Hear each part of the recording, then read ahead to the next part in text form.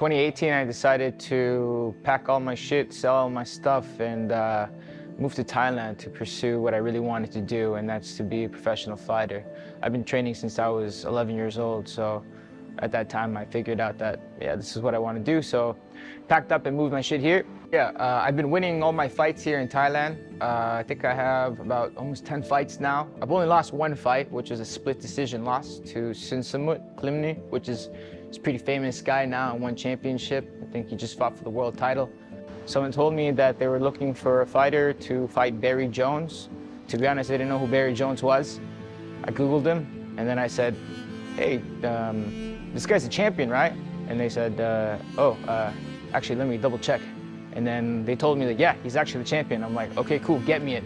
And I had to fight for it a bit, and then all of a sudden, my hard work has paid off, and people have seen, and now they gave me an opportunity to fight the best in the world. So I'm taking it, right? I came from a boxing background. I started boxing at 11 years old. Classic story, getting bullied a lot, getting kicked out of school, fighting all the time. Came home with a second black guy in a week, and my dad was like, you gotta learn how to defend yourself, at least win your fights. So my sister's friend, her dad was a boxing coach at Bramley Boxing Club in Brampton, Ontario. I went there and I never left. I fought a lot of amateur fights, fought for the nationals, tried to go the Olympic route, but quite difficult thing to do, especially with all the distractions as a teenager, you know. And then when I was 19, I got beat up real good in a boxing fight in the Canadian Championships. And after that, I was like, fuck, I should really learn how to kick or something, because he would have kicked my ass if that was a street fight. So then I started doing karate as an adult, and then got into kickboxing, then got into Muay Thai, and then got into MMA. And now I do everything. And that's one of the reasons why I fight in Thailand, because I'm able to fight anything. My last few fights have been MMA, some weird shit with like Wheel of Violence and spinning shit, boxing with MMA gloves, bare knuckle boxing, real boxing, kickboxing, everything. So I've been working recently with Rage Fight Academy. Fight Life Culture brought me here. They're a company that sponsors me and then I work with very closely, but I made a good connection with Mark Spinks, and he took me under his wing and brought me to Pattaya. And then since then, we've been working together. He's been helping me train. I've been working on the hypoxic altitude machine, doing altitude training 4 or 5 times a week, an hour a day for the past, I don't know, man, 6 months or more. So it's really gotten me in real good shape. And he's an exercise specialist, and I went to school for that as well. So we kind of work together to try to like get me to the point where I am now, which I feel is in really good shape.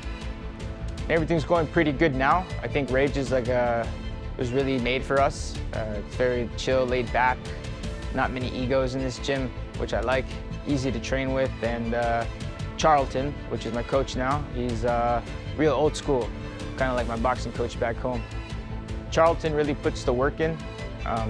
He's puts 100% of attention to his fighters, to his athletes, and he's really taken out a lot of time out of his day to train me and make me better and kind of sharpen the edges.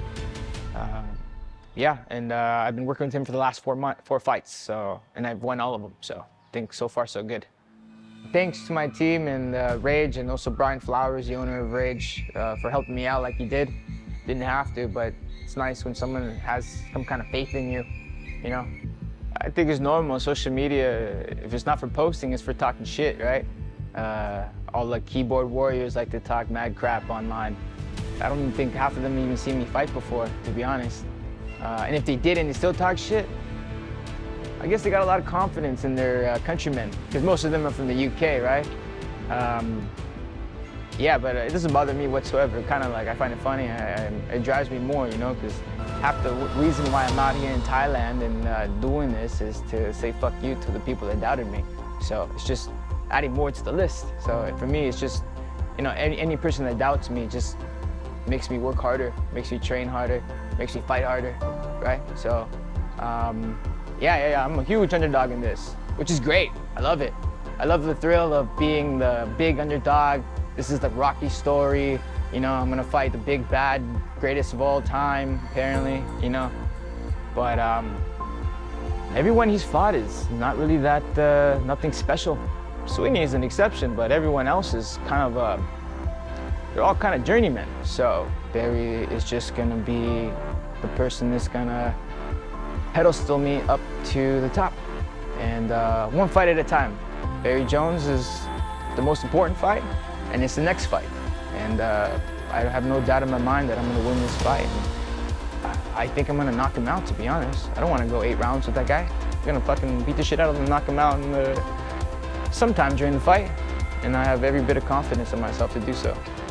I'm a different breed. I'm not like those guys. I'm not here to back down. I got way too much to gain and absolutely nothing to lose. This is war, you know, and it's him or me, so I'm ready to fuck him up, to be honest. I think he's a good fighter, but I think I'm better. And I have no doubt in my mind that I'm gonna beat Barry Jones.